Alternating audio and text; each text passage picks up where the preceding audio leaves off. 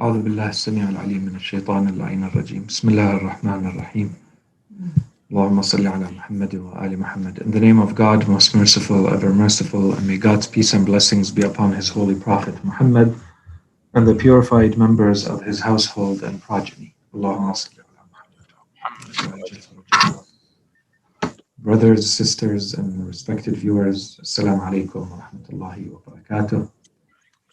And welcome to the continuation of our series on the afterlife. After we presented the importance of the topic of the afterlife, and after we spent a little bit of time understanding the topic of the soul, what we mean by the soul and the proofs for the immateriality of the soul and the alternative version or vision for what a human being is, which is the materialist interpretation of the world, we moved into the topic of understanding or exploring the proofs for the afterlife. And we began, as usual, by presenting the rational arguments for not only the possibility of the afterlife, but for the necessity of the afterlife, that there has to be an afterlife. So the arguments that we presented initially were based on the lessons that we had given in the past, which were based on the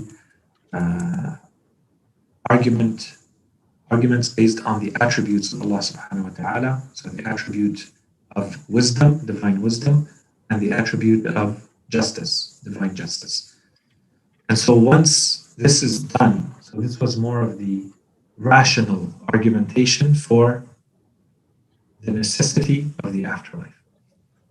Inshallah, this part is clear. We moved into the scriptural argumentation, the Quranic argumentation for the afterlife.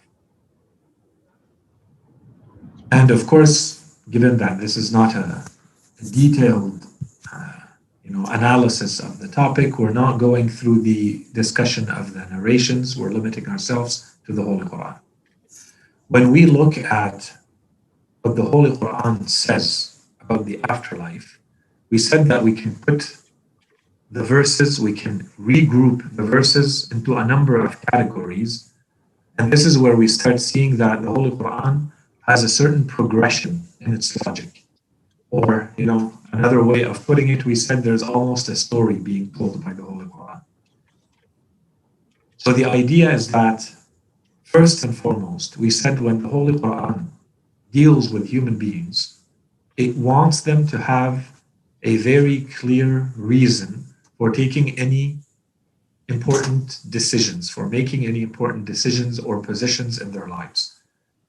The Holy Quran says to a human being, if you want me to respect you, to respect your humanity and your decision making, then whenever you make an important decision, you need to be able to present a convincing argument for why you're doing what you're doing, why you're claiming what you're claiming.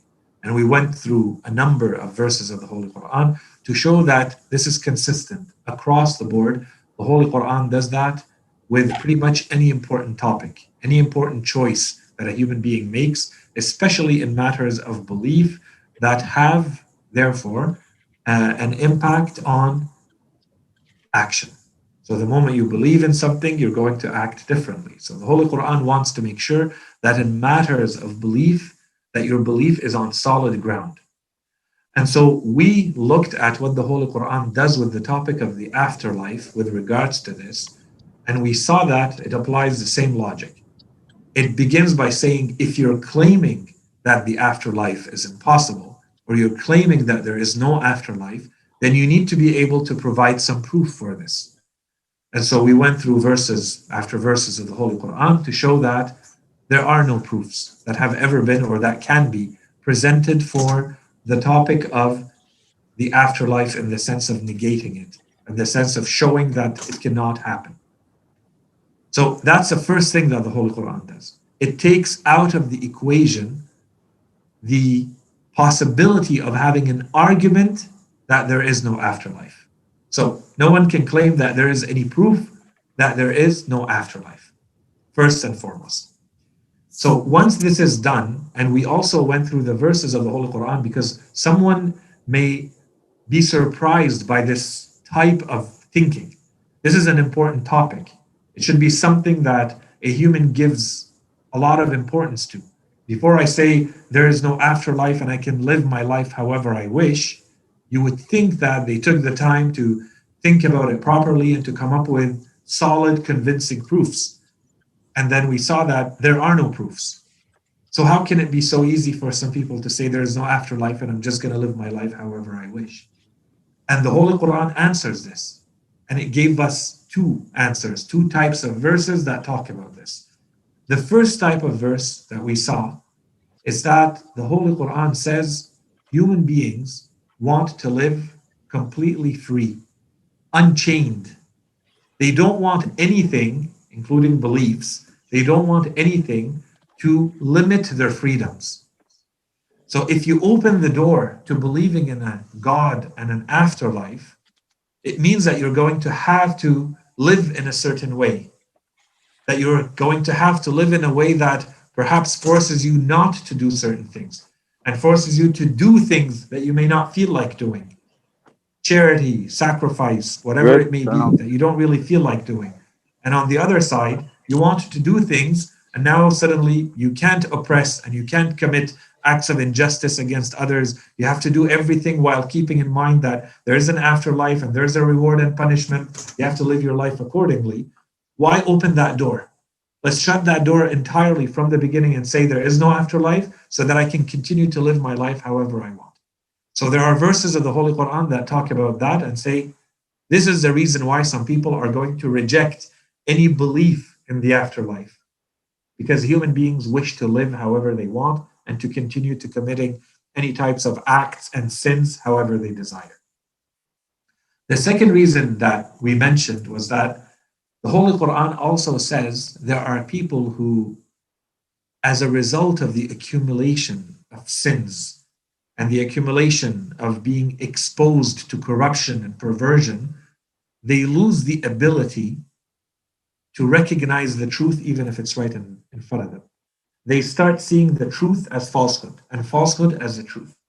They made so many choices stubbornly, knowing that this is wrong, and they kept doing it again and again. And the Holy Quran says this becomes like filth or layers of rust or sullying over the heart that no longer allows you to be able to see the truth. And this is your own choices. You did this with your own freedom of choice that suddenly resulted at some point, after a long accumulation of this, to the point where you're no longer able to see the truth, even if it's right in front of you. You consider what others see as the truth, you consider it falsehood, and the opposite. Things that others intuitively recognize and should see that this is clearly falsehood, you are able to distort that into truth. And so this is kind of a second answer that the Holy Quran is providing. If someone wants to say, how come someone can sink so low and fail to use their logic to the point where they stop seeing that they don't even have any reason for rejecting the afterlife? These are two reasons given by the Holy Quran.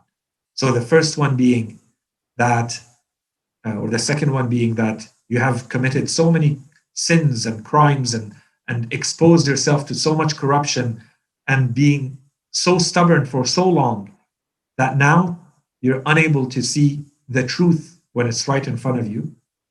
And secondly, you want to continue to live based on your desires and your personal whims. And you know that the moment you open the door to believing in an afterlife means you have to restrain and you have to live your life according to truth and to justice and to certain values and certain standards which you may not wish to abide by. Okay? So this is what we covered until now. We want to move into the second category of verses.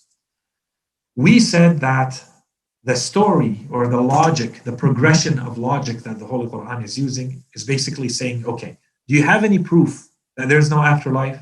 No, you don't. And here are some reasons why, even though you don't, you continue to hold on to your false beliefs. That's what we covered until now. The next steps the Holy Quran is going to make, one after the other, so there's an increment here. The first one is going to be the most that you can claim after we saw that you have no proof that there's no afterlife. The most that you could claim is that this is highly unlikely. So we're going to deal with that. Now that we've dealt with all of this, you may still have some objections. You may still have some unanswered questions. We're going to address those. And then, so all of this, we could consider the Holy Quran as being in a defensive mode. We start by looking at those who hold the opposite viewpoint.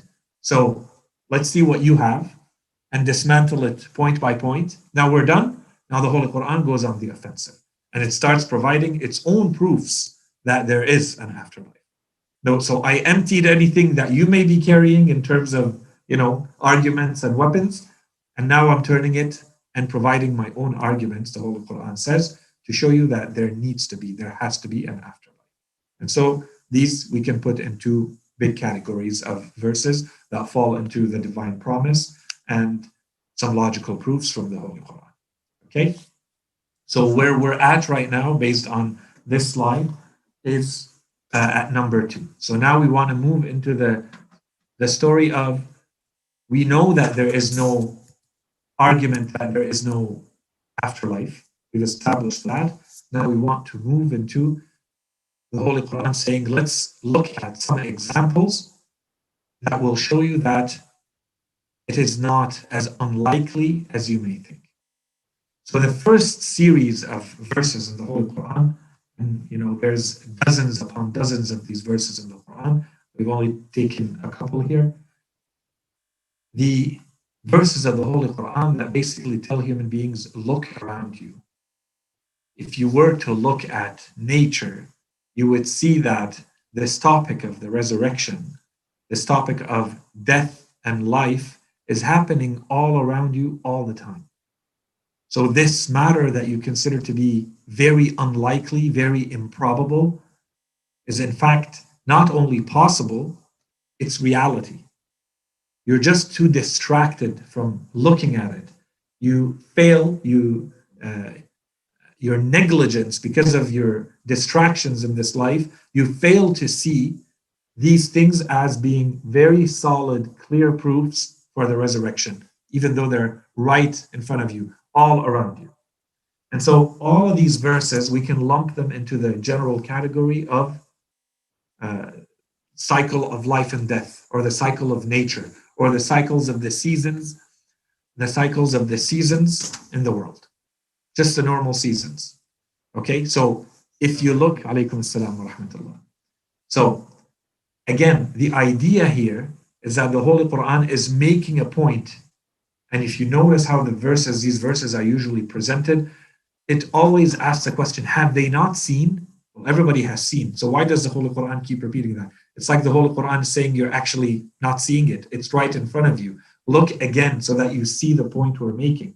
The point, the reason why Allah subhanahu wa ta'ala created the world in this manner is so that you extract this lesson from it.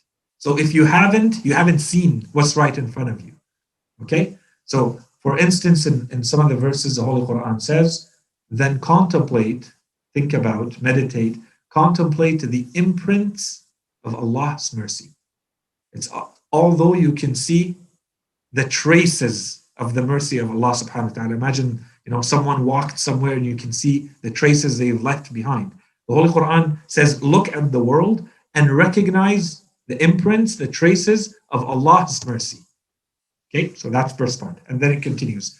How He gives life to the earth after its death. So why? Why does Allah subhanahu wa ta'ala create the world in this way? So that you see that the same example, the same pattern that's being presented here is actually the pattern that you're going to find with your own life that's going to end with death, and then you're going to come back to life. How He gives life to the earth after its death. Indeed, the same will give life back to the dead. So if you think that this is improbable, not very likely, then do you not see that this is actually already happening right in front of you? And the same one, the same God who did all of this that you're witnessing is going to be bringing you back in the same manner. So it is as likely or unlikely that it would happen. And in this case, it's already happening. So it's not only likely, it's reality. Okay? And then the verse ends by saying, for he has power over all things. So in case there is any doubt, any question that it's unlikely because it would take awesome power to do this, the verse seals the deal by saying he has power over all things. So this takes out of the equation the whole point of likely and unlikely. Okay, and we're going to come back to that inshallah in next lessons too. In another verse, so these are verses 5 and 6 from chapter 22, it says, and so here I intentionally put the two verses. You really need to read them together, and then the argument, you see the argument fully elaborated. It says, O people, if you are, and this is very important, when the Holy Quran talks, it always tells you who it's talking to. When it's talking about Allah, for instance, a law that you have to apply in your daily life, it's usually going to say, Ya ayyuha alladhina amanu, for instance. Right? You have to be a believer first. So now it's talking to people who are already Muslims. They've said their Shahada. They've claimed that they believe in God and His Prophet and His Quran. So it's talking to them. Other verses, the Holy Quran is going to talk to everyone. Okay, this is different. This is to establish the foundations that should be universal to everyone. So in this verse, it starts by saying, O people, I'm talking to you, human beings, all of you. O people, if you are in doubt about the resurrection, consider that we indeed created you from dust, then from a drop of seminal fluid, then from a clinging mass, then from a fleshy tissue, partly formed and partly unformed, so that we may manifest our power to you. So Allah subhanahu wa ta'ala is always, He's not only saying, consider that this is how things are created and think about them, it's think about why would God have created the world in this way? He could have created things differently. He could have made you a type of creature that just emerges fully formed. But no, He makes you go through all of these phases so that you see really what's going on and you understand the power of Allah subhanahu wa ta'ala. So that we may manifest our power to you. We establish in the wombs whatever we wish for a specified term. Then we bring you forth as infants. Then we rear you so that you may come of age. Then there are some of you who are taken away, and there are some of you who are relegated to the nethermost age. So some of you die young, and some of you die old.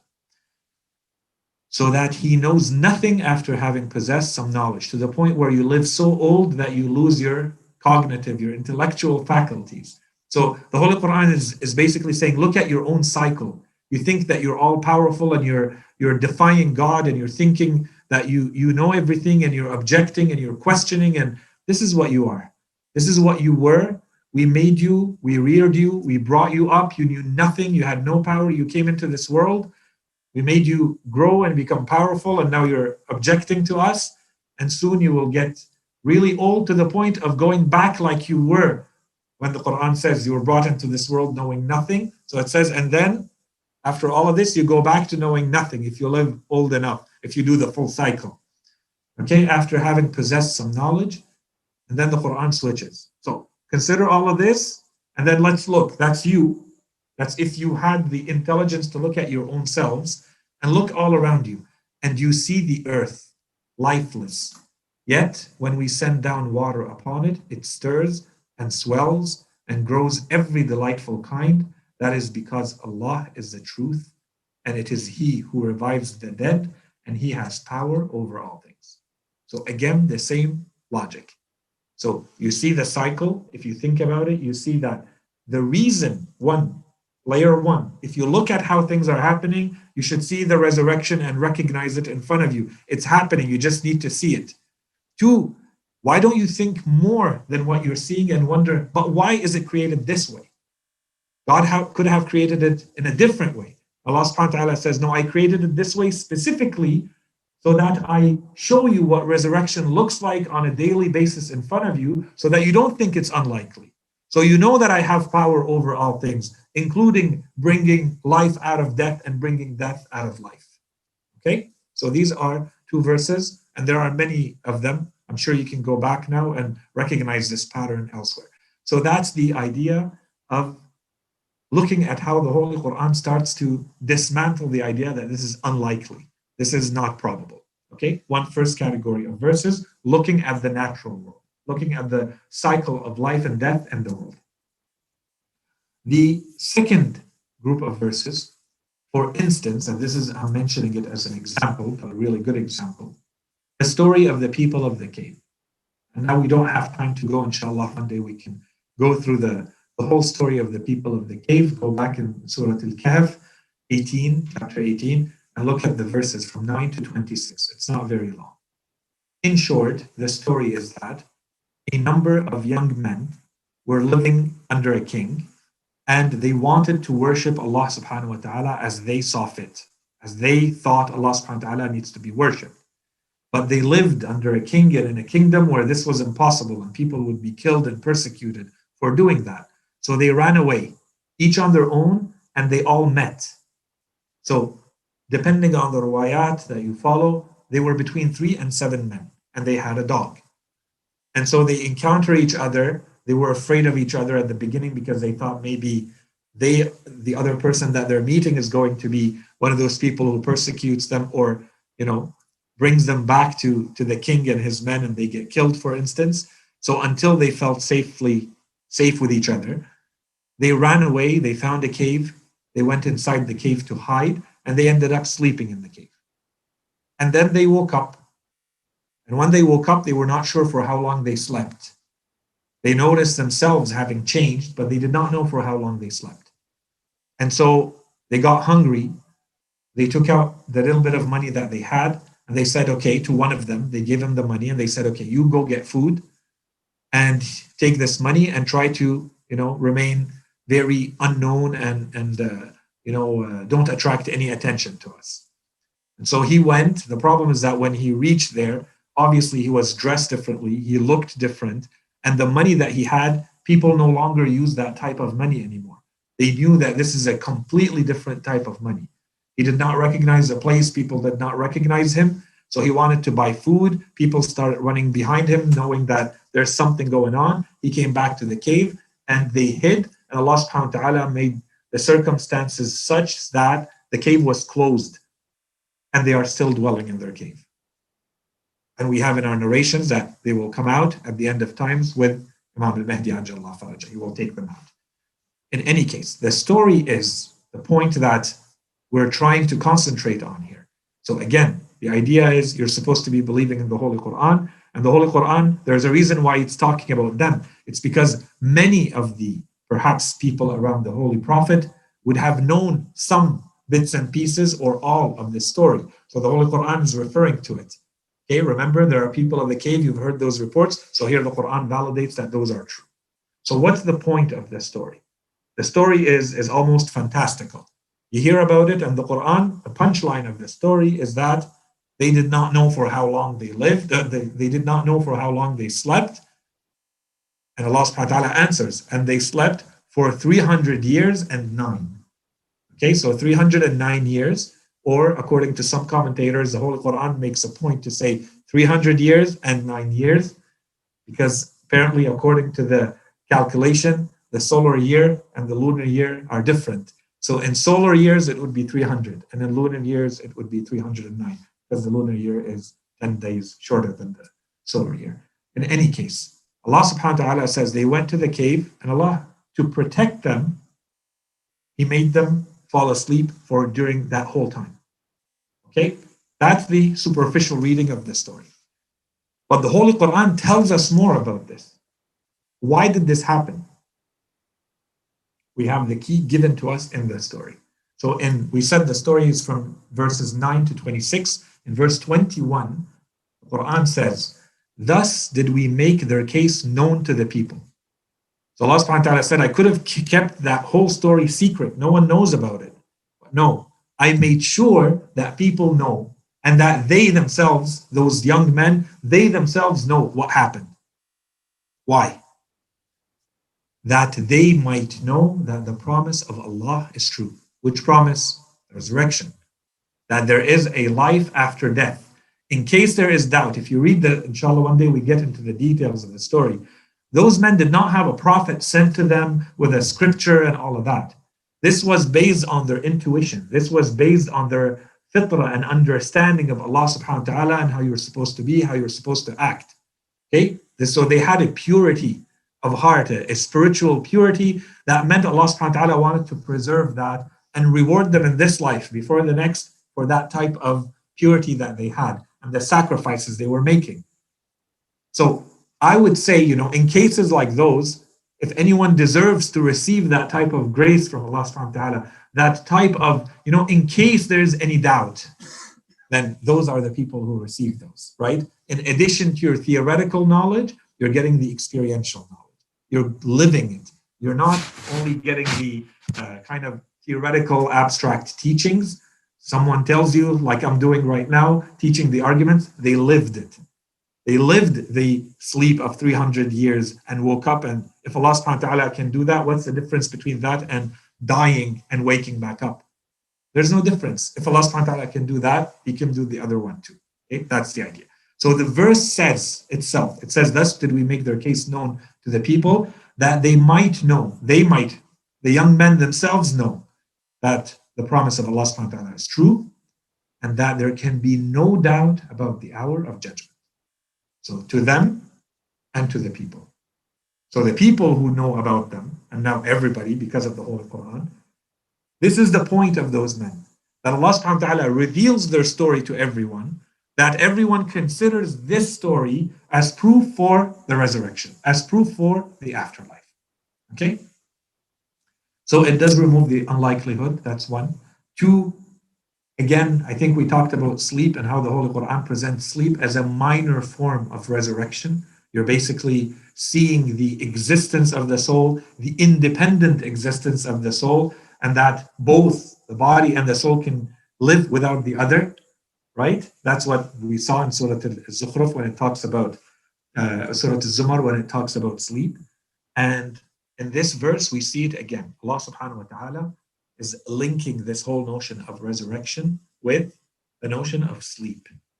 Okay? In their story, they slept.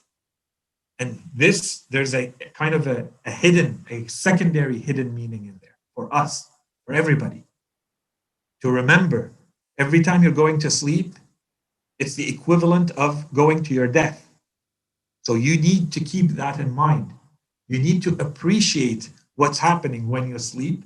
So theologically, for your beliefs, to keep in mind that to Allah subhanahu wa ta'ala, it's as easy for Him to bring you back from the dead as it is to wake you up in the morning after you sleep. That's one. There's a theological component, a belief component. There is an ethical component to this for yourself. To remember you've just been given an opportunity.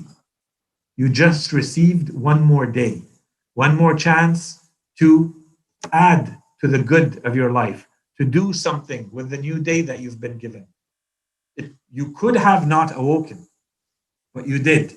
You just got another chance. And if you read, there are short ad'iyah, short invocations that are mustahab, that are recommended to read in the mornings. You see that many of them talk about this point. To thank Allah subhanahu wa ta'ala, to praise Allah subhanahu wa ta'ala for having given you one more day, for having brought you back into the world, for having allowed you to kind of awaken and allowed you to praise Him one more time. Okay? So this is all to keep in mind. This is a notion of sleep and what it means. And if you read the invocations, the ad'iyah that we have that are recommended before you go to sleep, you see that you're basically saying some of the same words that you'd say if you were to die. You're saying your shahada, you're proclaiming that Allah subhanahu wa ta'ala is your God, that this is your religion, that you recognize these as your truths. You're getting ready to leave this world. And if you come back, great. If you don't, you left this world fully stable, satisfied, solid in your faith. Okay? So all of this to say, and inshallah, Allah subhanahu wa ta'ala prolongs all of your lives.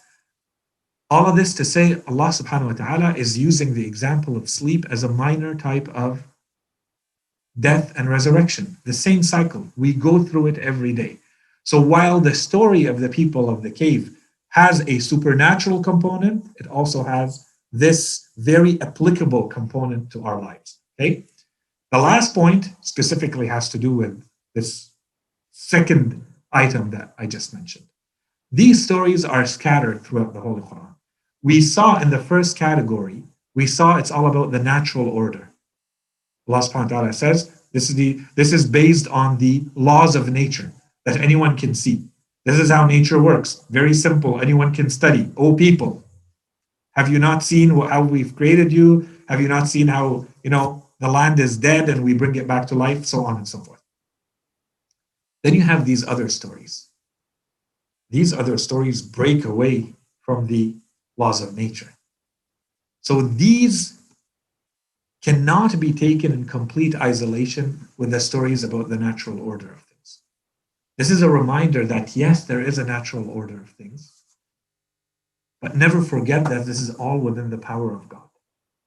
The power of God doesn't go away because Allah has put a natural order and natural laws, and things are supposed to work based on the material causes that He has provided for them in this world.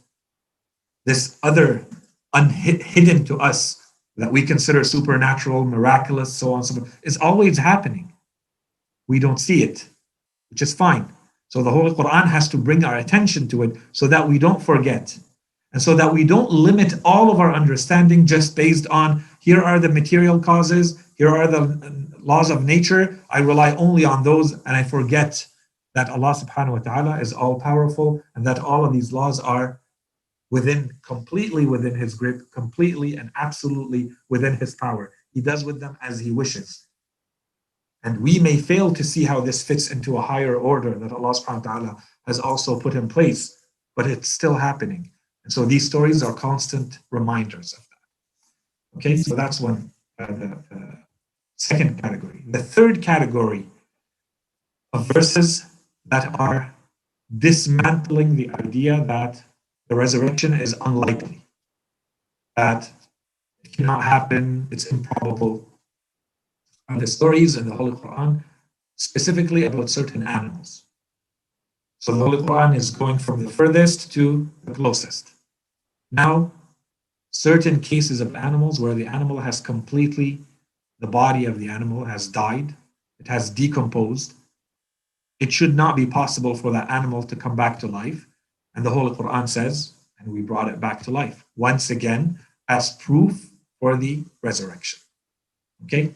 The next, if you follow the logic, obviously the next one is going to be examples of people coming back. That's the sequence. We have from plants, animals, and now we're going to go to human beings. So in Surah Al-Baqarah 260, it says, and this is the famous story of Prophet Ibrahim alayhi salam.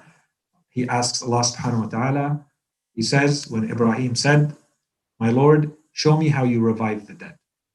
Now, of course, here, someone may think, this is a prophet, this is Ibrahim alayhi salam.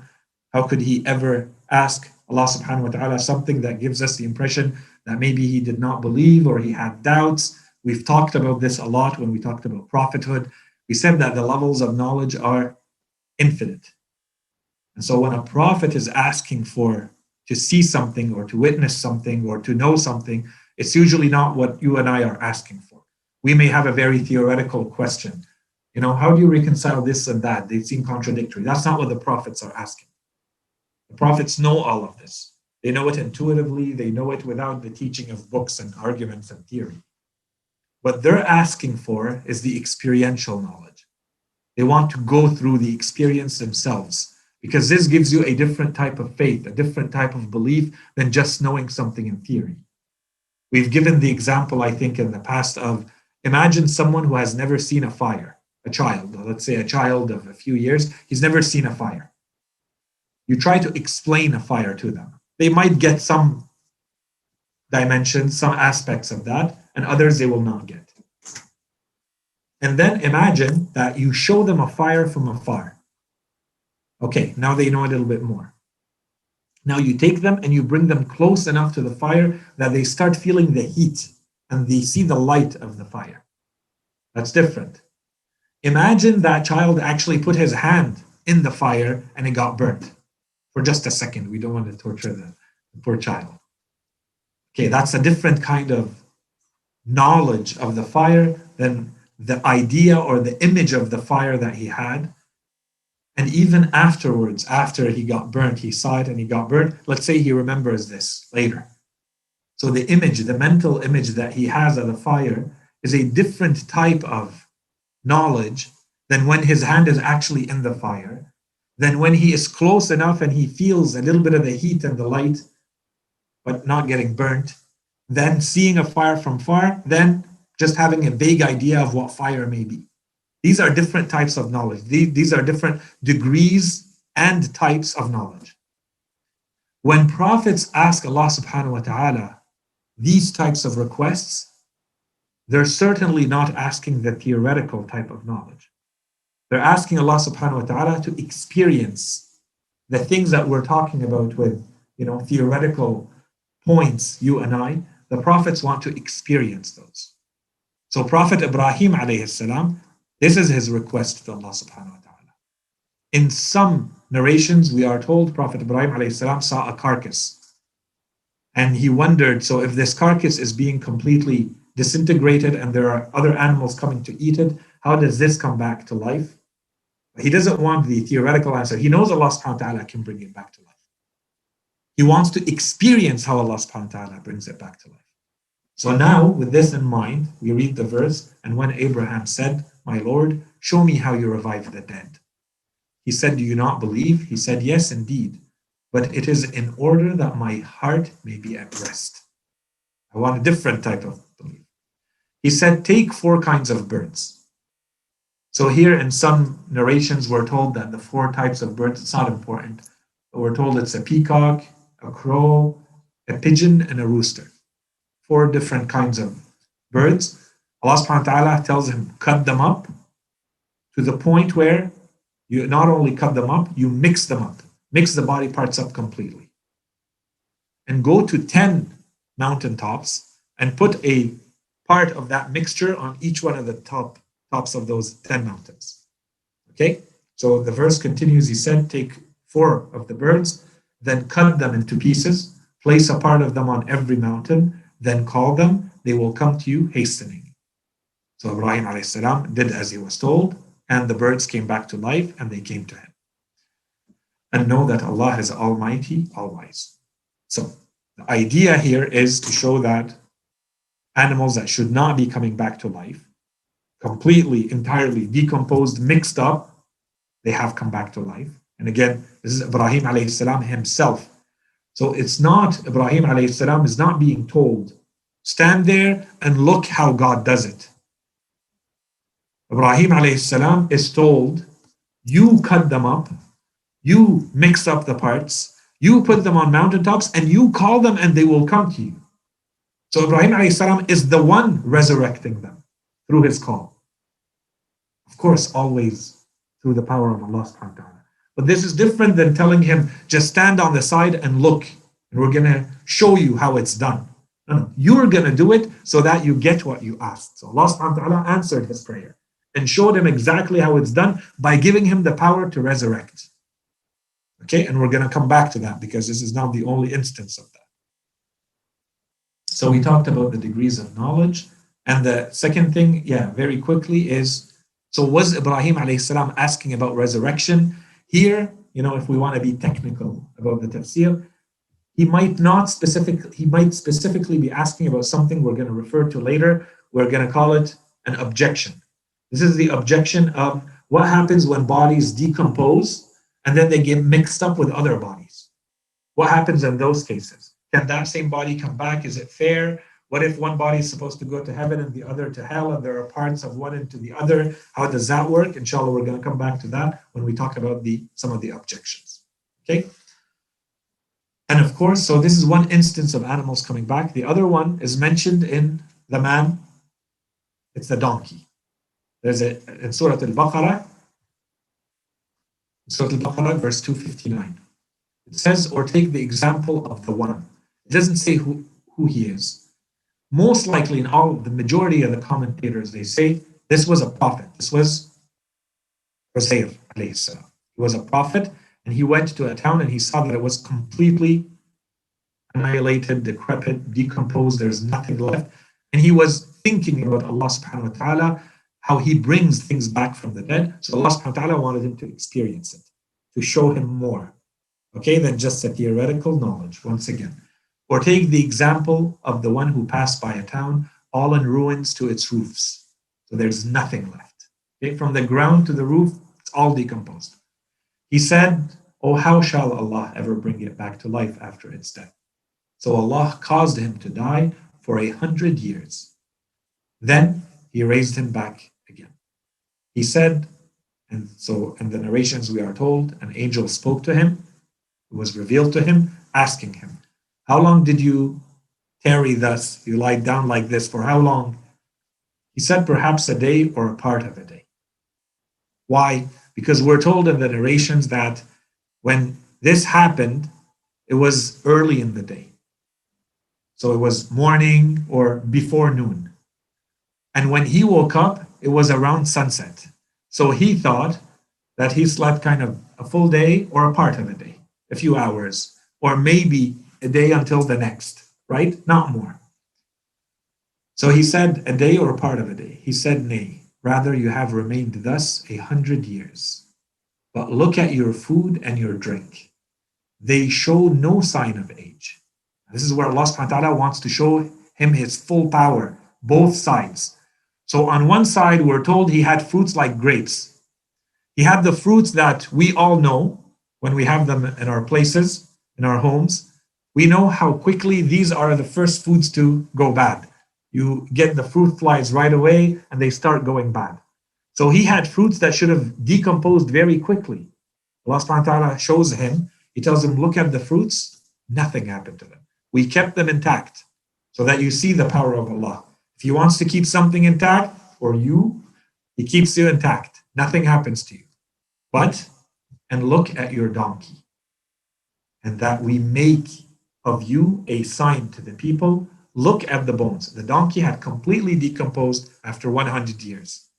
Completely dead and decomposed, and there's only bones left.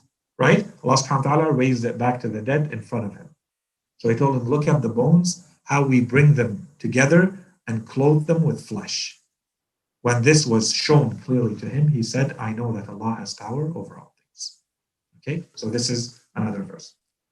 Three more verses, and this is now really looking at the people coming back to life. There's a couple of times in the Holy Quran, I don't want to take too long, so I'm not going into the details here. There are a couple of times in the Holy Quran when Prophet Musa alayhi salam encounters death.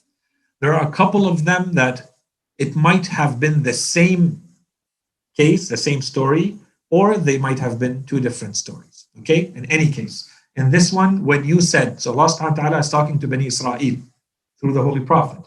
He's telling them, when you said to Prophet Musa alayhi salam, O Musa, we will not believe you until we see Allah visibly. They would not believe him when he would tell them, I went and, he goes into his seclusion and isolation in worship of Allah subhanahu wa ta'ala to receive the revelation. He comes back to give the revelation to the people. They would tell him, we don't believe you. This is not God talking to you. If it's true, then show us your God. We want to experience everything you're experiencing. Otherwise, we would not believe you. So he told them, you're ignorant, you're fools. Stop asking for this. They did not believe. So he shamefully came and asked Allah subhanahu wa ta'ala what they were asking. So Allah subhanahu wa ta'ala, in one version of the verses, he tells them, choose 70 men. And so we are told Bani Israel chose their best 70 men. They might not have been of those who did not believe or doubted. So they said, okay, fine, we're going to choose the best, our best. So 70 men were chosen from Bani Israel. They all went with Musa alayhi salam. We're not really told what happened. All we know is there's a sa'iqah that happened, something that happened. It could have been a sound, a blast, a light, a nuclear explosion that's radioactive. I don't know what it is. Something happened, they all die. Allah subhanahu wa ta'ala brings them back to life. So Prophet Musa alayhi salam right away praises Allah subhanahu wa ta'ala and thanks him for bringing them back to life. He's basically indirectly telling them, I told you you're fools. Allah subhanahu wa ta'ala is basically telling them, you can't even withstand this little blast. Perhaps it was a light, a very strong light or a very strong sound, and they all died. Allah subhanahu wa ta'ala is telling them, you want to see me. You can't even take a little blast. A little blast killed you all, and you're asking to see me directly, otherwise you won't believe. That was the point of that story. Okay, so Musa alayhi salam, they said, O Musa, we will not believe you until we see Allah visibly. Thereupon a thunderbolt seized you as you looked on. Then we raised you up after your death so that you might give thanks. So be grateful. And another verse it says, and when you killed a soul, again, Bani Israel. Long story short, we're told most likely that there is a man who was after the wealth of another man, and he knew that the only way to get it is if that other man dies and he inherits it. They're part of the same family. So this happened. He killed him and he blamed someone else. And they came to Prophet Musa alayhi salam, who initially told them there is a way to know. We can raise this person back from the dead based on what Allah instructs Prophet Musa alayhi salam, tells him you can bring him back from the dead to know truly how all of this happened. So he told them all you need to do is go slaughter a cow. But they started creating excuses. Yeah, but which cow and which one exactly, and we're not sure. And so every time they pushed, Allah subhanahu wa ta'ala added more conditions to the cow until basically the cow that they had to slaughter was a unique cow. There's no two cows. There's not another cow like it. So they had to pay a huge fee. That brings us into another story of how that huge sum of money made it to the owner of that cow. Okay, that Allah subhanahu wa ta'ala made all of this happen because he was such a good son to his father. So Allah subhanahu wa ta'ala wanted to reward him by making sure that the cow that he owned would be rewarded, would be sold with a huge sum. Okay, so in any case, that was the yellow cow. That's the cow after which Surah Al-Baqarah is called, right? That's the story. So Allah subhanahu wa ta'ala tells them you have to slaughter a cow. Finally, they find the cow that they're supposed to slaughter. They buy it, they bring it. Allah subhanahu wa ta'ala tells them to take out bones of it and to do a certain ritual and hit the man with some of the bones of that cow. And that man wakes up back from the dead. And he explains the story of how he was killed. Who killed him, why his body was left there, why it was done, and then he goes back to death. So that's the story. Okay? So in short, the verse says, now we have this context, and when you kill the soul, so when someone in Bani Israel killed someone and accused one another about it, and that was going to cause a fitna, and Allah was to expose whatever you were concealing, we said, strike him with a piece of it, a piece of the cow. Thus does Allah revive the dead and show you his signs so that you may apply reason. Okay? And then the last one, very clear, as we said, Prophet Ibrahim, we may think it's surprising. He brought some birds back from the dead. Prophet Isa, very explicitly and openly, and we're not the only ones who believe this, he was bringing the dead back to life. So part of the miracles of Prophet Isa salam, when he says to his people, I have certainly brought you a sign from your Lord. I will create for you out of clay the form of a bird. Then I will breathe into it and it will become a bird by Allah's permission. And he continues with his miracles. He lists them one after the other. And then he says, and I revive the dead by Allah's permission. And we know Prophet Isa salam had many, many of these miracles. Okay? So all of this, inshallah, to provide some of the arguments or counter arguments from the Holy Quran to dismantle the notion that the resurrection and coming back to life after death is really not that unlikely. It has happened a lot. So we went through 4 types: the natural world, the people of the cave, animals coming back to life, and human beings coming back to life. So this is kind of a quick excursion in the verses of the Quran to see how it undid the idea that the resurrection is unlikely. Okay, no, it's very likely. It in fact has happened a lot, and it's happening all around you. Okay, that's a short answer. Inshallah, the next piece, we go back to the logic that we presented. The next piece in all of this is that we move to maybe now someone still has some objections or questions. So this is what the Quran is saying. You may still have some objections. So I'm going to answer those for you. So now we know you have no proof for your position. The most you could say it's unlikely. I've also dismantled the fact that it's unlikely. It's very likely. In fact, it's happening. You might still have a few questions. Let me answer those. And then let me provide you with my proofs that it has to happen because it's a necessity. Okay, so that's inshallah for things to come. So next time we meet, inshallah, we go through the answers to some of the objections. So this is all for the lecture part. It was a little bit longer than hoped. I apologize for that. So let's stop here and then I'll take a few minutes after. صلى الله على سيدنا محمد وعلى آله الطيبين الطاهرين. So very quickly, I thought I'd just take 5 minutes, inshallah, not more, because I already spoke for too long. So this is certainly not a lecture, just a reminder. We're going through the birth anniversary of Imam Sadiq alayhi salam. We spoke a little bit about the Holy Prophet last time. And in most narrations in our school, they're both born on the same day or 1 day difference. So 16 or 17 of Rabi al-Awwal. So instead of, inshallah, one day we dedicate a full lecture to the life of Imam al-Sadiq, which deserves a lot more than one lecture. Imam Sadiq, his imamah was one of the longest imamah. So it was about 34 or 35 years. So just looking at the period, the length, the duration of the imamah of Imam Sadiq alayhi salam, which tends to be what we concentrate on, it would be justifiable to spend a lot more time than, say, the imam of an imam of a few years old. That's Imam al-Hadi is perhaps the only one with a longer imamah. That's one. And secondly, it was a period of huge turmoil. This is when the Khilafah, the dynasty of the Umayyads, was basically crumbling.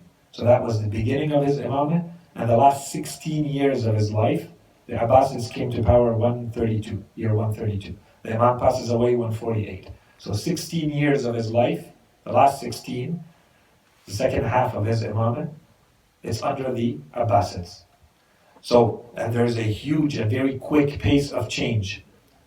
And then there's revolutions happening. There's a revolution, the uprising of Zayd ibn Ali, the son of Imam al-Sajjad alayhi salam. There's a revolution or revolutions of the Hassaniyya. We mentioned those a little bit in the past. In Nafs al-Zakiyya, Muhammad Parmi. Against the Abbasids or Umayyad? Both. Oh. So initially they were all against the Umayyads, but Bani al-Abbas, they paid their allegiance to Nafs al-Zakiyya. The Sayyid Hassani from the descendants of Imam al-Hassan alayhi salam, they basically said, as soon as we break down the Umayyads, you are our Khalifa. And then, as soon as they took power, they killed all of his followers, he ran away, finally they caught him, jailed him, and then he was killed too. So this also continued, and it was a time when the Islamic world was expanding very quickly, which meant that Muslims, scholars and otherwise, were now being exposed to all sorts of new different philosophies and cultures and languages, and they were coming into the Islamic world, which was considered, the most advanced at that time, and they would go right to the core of it. So they come to Medina al-Munawwara, for instance, or the city of Kufa, and Imam alayhi salam, it's maybe not very known, but Imam Sadiq alayhi salam lived in Medina most of his life. For 2 years, he lived in Kufa as well. Anyways, that's a whole other topic. But generally speaking, it was a time of, so there's political instability, there's kind of cultural, educational change and turmoil happening, but this also gave opportunities for the Imam to work, because those in power were kind of distracted with all sorts of other things. Okay, and so this is where he fully leveraged that opportunity into disseminating as much knowledge as he could, especially after the generations since the Holy Prophet, where this had become absolutely impossible, right? We said the Khulafa were against the writing or the spreading of the reports, the narrations of the Holy Prophet, and so on and so forth. This continued until about year 99. Umar ibn Abdul Aziz, he was the one who kind of flipped the equation, but by then the majority of the companions had been killed or died. At least one generation after the companions, they were all gone. The companions were dead. Their second generation, their sons, their children were dead. So we're now year 100 and some. So 100 years or so about after the passing away of the Holy Prophet, and the Islamic world doesn't have anything really authentic, reliable to rely on as saying this is coming directly from the Holy Prophet. So this is where Imam Sadiq, Imam al-Baqir, and Imam Sadiq really step up. This is where they start spreading this knowledge back into the Islamic world. Okay, so this was the role of Imam Sadiq. In any case, we don't have time to go through the details of this.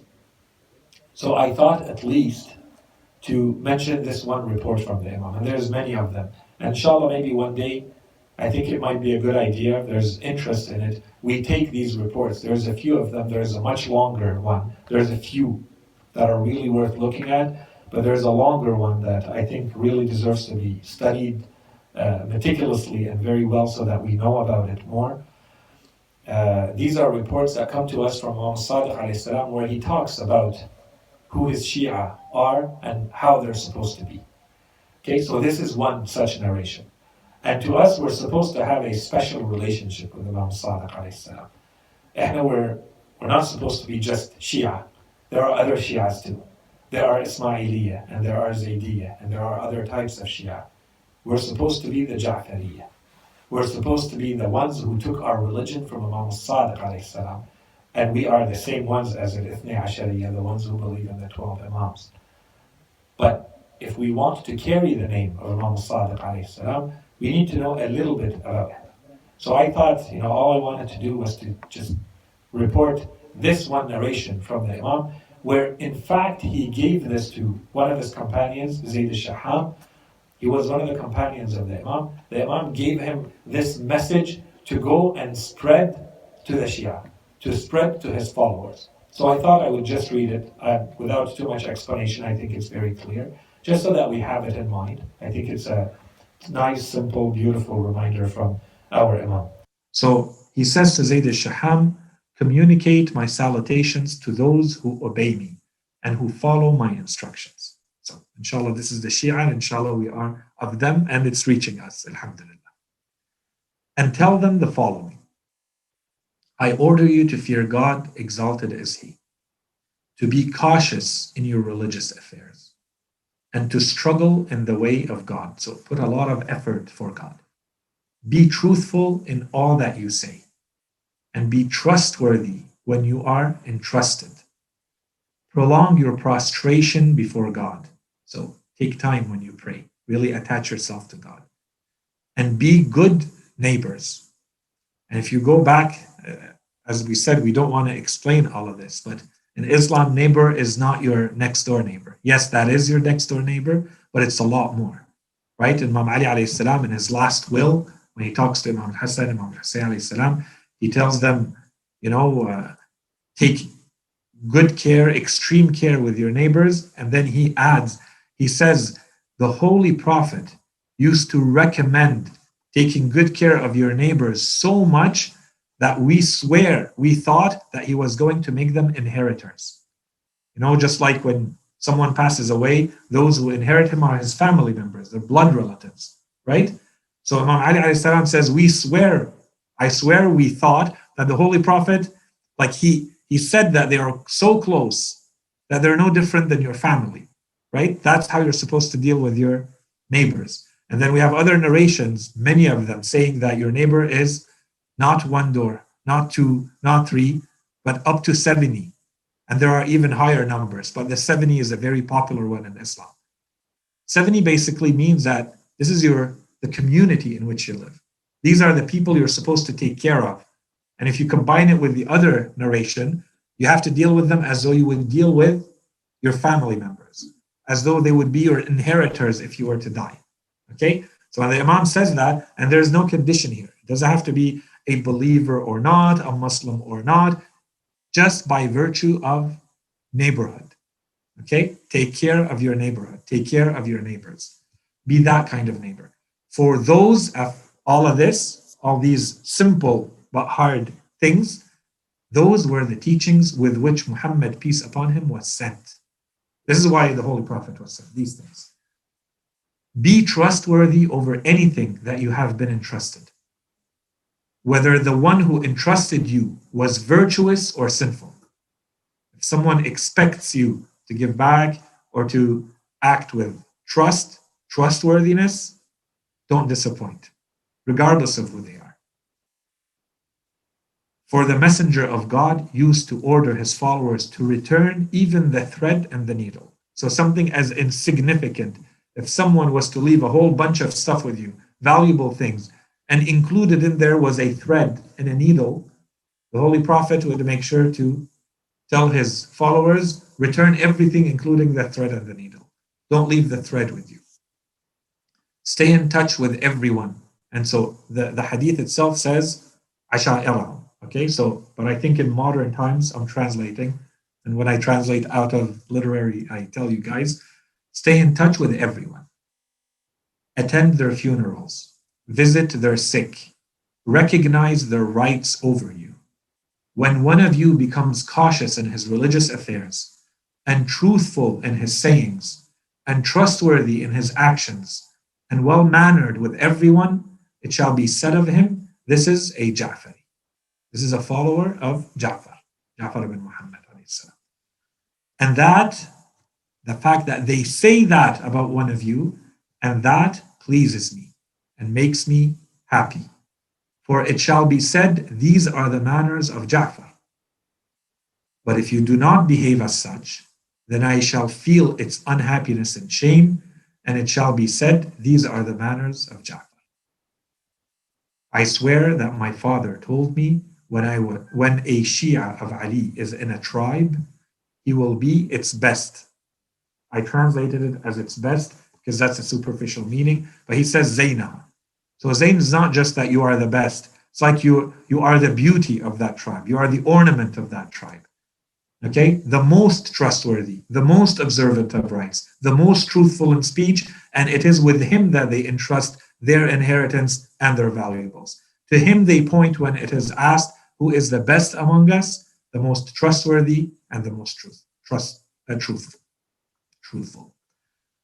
And there's a lot of other narrations that come in support of this. We have narrations from Sadiq alayhi salam and others that say, if you are a Shia, then you have to be the best. In any group of 10,000, you have to be the best in everything. So that you aspire to being a Shia of the Imams. That's how the Imams want you. Okay, so to me, this is a glimpse and perhaps a more manageable hadith that I thought I would share with you guys. It's a reminder to me and to everyone that if we want to represent the Imam, this is how we represent the Imam. And these are very practical, concrete actions that I think all of us can inshallah work on. So if there are any questions, concerns, comments, you can use the chat, you can share them in any way you wish, and we can start here, certainly anything regarding Imam Sadiq alayhi salam or the topic that we presented today. So the likelihood versus unlikelihood of the afterlife and the examples used in the Quran for that topic. Questions, concerns, comments? Nothing? All clear? All clear, inshallah.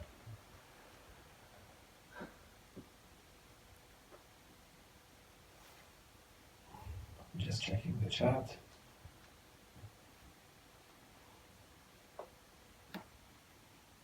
Yeah, so there's one question.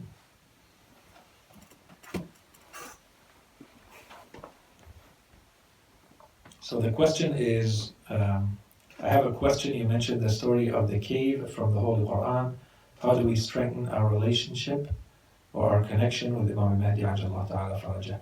It's a really good question, and thank you for asking it. A longer answer to this, because this question was asked a few weeks ago, and we dedicated a full lecture to it, where we talked specifically about the relationship that we're supposed to have with Imam Mahdi Ajallah Farajah, and what should be expected of us during this time when the Imam is not seen to us, we don't see him, and so we may feel disconnected from the Imam. And we often hear that we're supposed to wait for the Imam. So what does that mean? And we said that it's certainly not the idea of being passive, just waiting for things to happen to you. The idea is that there's a responsibility and there is preparatory work that needs to take place that means that we are supposed to move into an area where it's constant work. Everybody is needed to the capacity that they can provide preparatory work. Society needs to be fixed from every angle. Work is needed, that's the work of the Imam. But for the Imam to come into the world and start working, he needs groundwork to have happened. These are the material causes. Your job is to be part of those material causes. Inshaallah, if you can, please refer to the lecture that we gave regarding the relationship that we're supposed to have with Imam al-Mahdi Ajallah Ta'ala Farajahu al-Sharif. And if you have any more questions, we come back to this topic, inshallah, in more detail. There's certainly a lot more to be said than what we have covered. Inshallah, this was good and useful. So I think that's it, unless there are any other questions, concerns. وصلى الله على سيدنا محمد وعلى آله الطيبين الطاهرين. اللهم صل على محمد وآل محمد.